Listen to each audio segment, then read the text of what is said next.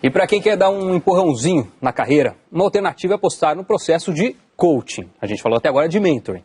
A prática faz uma espécie de raio-x do desempenho profissional e mostra o que está dando certo e o que pode ser melhorado para conquistar um bom lugar no mercado de trabalho.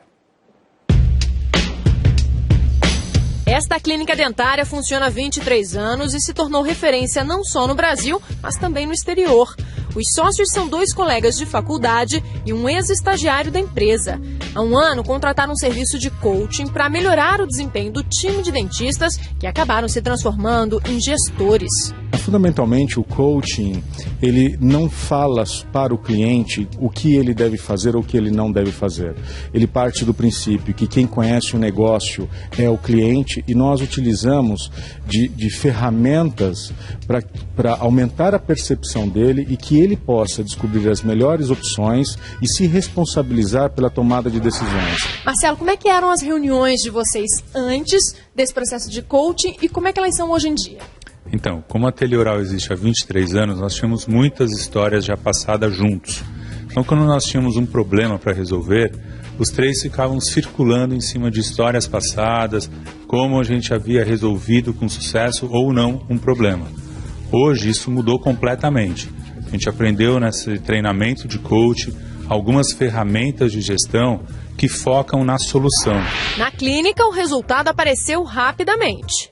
A gente conseguiu, por exemplo, em 4 meses, praticamente dobrar o faturamento. A gente conseguiu ser mais efetivos, mais eficientes e principalmente mais focados. E a gente recebeu uma pergunta de um assinante na central de atendimento ao telespectador justamente sobre o tema de hoje. Vamos dar uma olhada.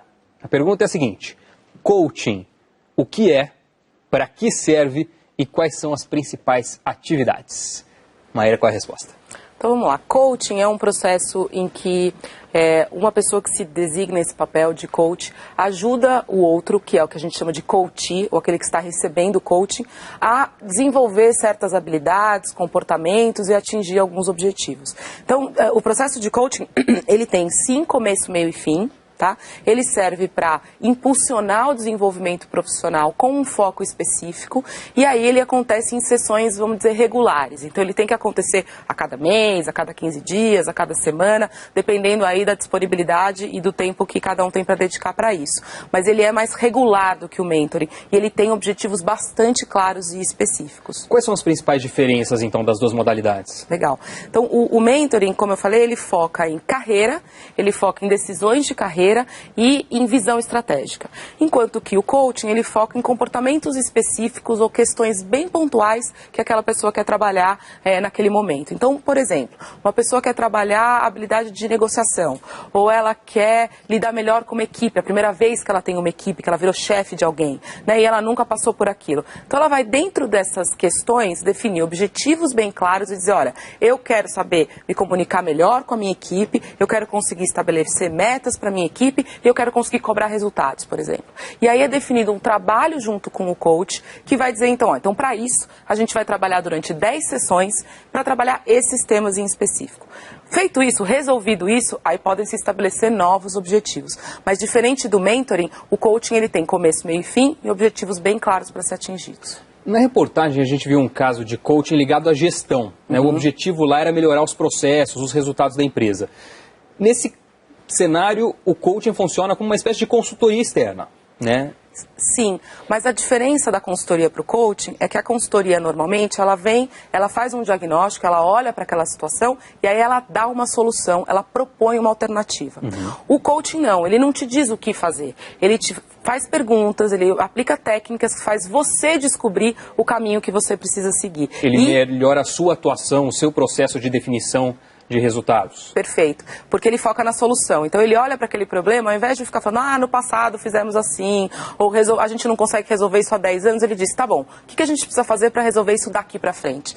E aí a pessoa, ou seja, o coach é que se responsabiliza pelo resultado, e não seguir uma ordem, uma regra ou uma fórmula da consultoria. Agora, existe uma outra modalidade bastante conhecida que é de coaching de carreira, né? Algo mais vocacional. Qual que é o trabalho do coaching nesse caso? Nesse caso, ele mistura um pouco com o mentoring. Por quê? Porque ali vão ser trabalhadas questões de decisões de carreira, próximos passos, o que eu faço para sair de uma posição de analista para uma posição de supervisor. Então, né, quando a gente fala do coaching de carreira, esses papéis se misturam um pouco. Qual que é a diferença? A diferença é que o coaching, ele sempre tem uma regularidade, ou seja, acontece com alguma frequência e tem um objetivo muito claro e específico. Processos de mentoring não necessariamente. Às vezes eu me reúno com um mentorado em 2012 e depois eu vou vê-lo de novo em 2014. Vai depender um pouco da demanda que ele tem. Acho que essa diferença é essencial entre um processo e outro. E no caso do coaching, a pessoa que contrata o serviço, ela recebe orientação para se sair melhor numa entrevista, para avançar mais rápido na carreira, para procurar as melhores empresas que se adequem mais ao perfil dela? Qual que é o tipo de orientação que esse contratante recebe? Se esse for o foco do processo de coaching dele, sim. Ele vai chegar nas primeiras sessões de coaching, como foi dito, vai fazer um raio-x do que está acontecendo na carreira dele, e ali nesses primeiros encontros vão se definir objetivos. Se um dos objetivos dele for, por exemplo, se sair melhor numa entrevista ou definir o próximo passo de carreira, esse vai ser o tema abordado durante os encontros. Agora, se ele disser que não, estou muito bem na empresa onde eu estou e o que eu quero mesmo é saber me posicionar melhor com o meu chefe, ou quero gerenciar melhor a minha equipe, ou quero trabalhar melhor num time diferente, estou indo para uma nova cultura, como é que eu me adapto num país diferente? Então, esse escopo do trabalho é definido coach e coachee no início de cada programa, de cada processo. E geralmente quanto custa uma consultoria dessas? Varia muito, e varia muito por nível, Doni. Por quê? Você tem coaches que, como a gente, por exemplo, faz coaching de jovens em início de carreira. É claro que a complexidade que esses jovens trazem é infinitamente menor do que quem faz coaching de altos executivos. Então isso pode custar qualquer coisa entre R$200 e R$2.000, R$3.000 por sessão. Depende muito da complexidade. E tem algum momento, alguma hora que você acha mais indicada para investir num processo de coaching?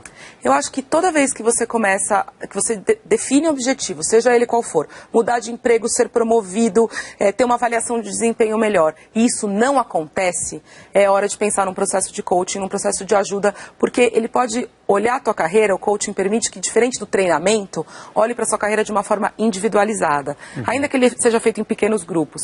Então, todo momento que você sente que não está tendo progresso, ou que precisa tomar uma decisão crítica de carreira, eu acho que é um bom momento para contar com um processo de coaching, sim.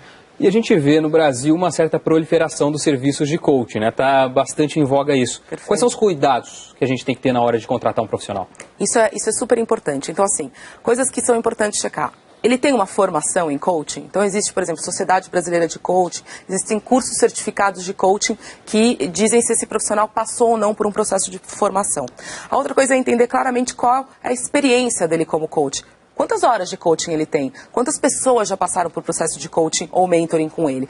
Para que você tenha aí um histórico bacana. O que pode comprovar isso é pedir, posso conversar com alguém que já foi seu cliente? E aí bater um papo com uma pessoa aqui por telefone com quem ele já tem atendido? Então isso ajuda a ter referências no trabalho. Porque qualquer um pode se dizer coach, mas o trabalho é bastante sério e difícil de ser feito. Não é qualquer um que consegue, não.